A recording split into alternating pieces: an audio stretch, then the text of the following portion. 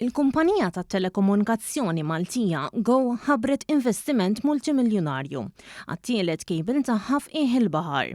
Kejbil li huwa l-ewwel wieħed tax-xorta tiegħu f'pajjiżna, kif differenza għaż-żewġ kejbils li hemm bħalissa, issa l-pajjiż se jkollu konnessjoni internazzjonali ta' high speed fibre ma' Franza u l-Eġittu. Dwar dan One News tkellem mal-Kap uffiċjal tal-GO, Arthur Azzopardi, kif spjega li issa Malta ma tiddependix biss fuq sqallija għall-konnettività tal-Internet. Il-vantaġġ ta' kejbil bħal dan huwa li minħabba li issa għandna rotta differenti li tqabbadna direttament mal-Ewropa f'data centers li huma stabiliti, il-konnettività Malta mal-bqija tad-dinja hija iktar reżiljenti, hija iktar b'saħħitha u wkoll toffri rotot ġodda li s'issa qatt ma kienu jeżistu. Spjega wkoll il-proċess sabiex tiġi implementata din is-sistema, proċess li mistenni jieħu madwar sentej.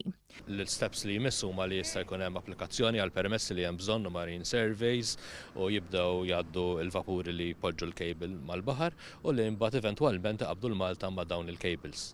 Dan l-investiment ġie wara jiem impenjattivi ferm għall-kumpanija GO, kif jimilu żewġ cables tal-kumpanija f'qiegħ il-baħar ġarbu ħsarat kbar. Fi sqarrija uffiċjali il-kumpanija tat-telekomunikazzjoni qalu li l-ħsarat kellhom impatt fuq is-servizzi kollha tal-Internet, kemm dawk fissi kif ukoll dawk tal-mobile internet, telefonati internazzjonali, servizzi ta' roaming u kif ukoll ċerti servizzi marbutin mal-qasam tan-negozju.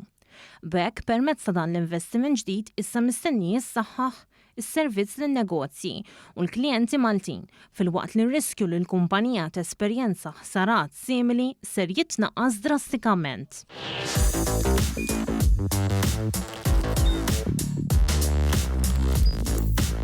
Idħol fuq one.com.mt u hemmhekk tista' tara l-programmi kollha li jxandru fuq One permezz ta' One Play.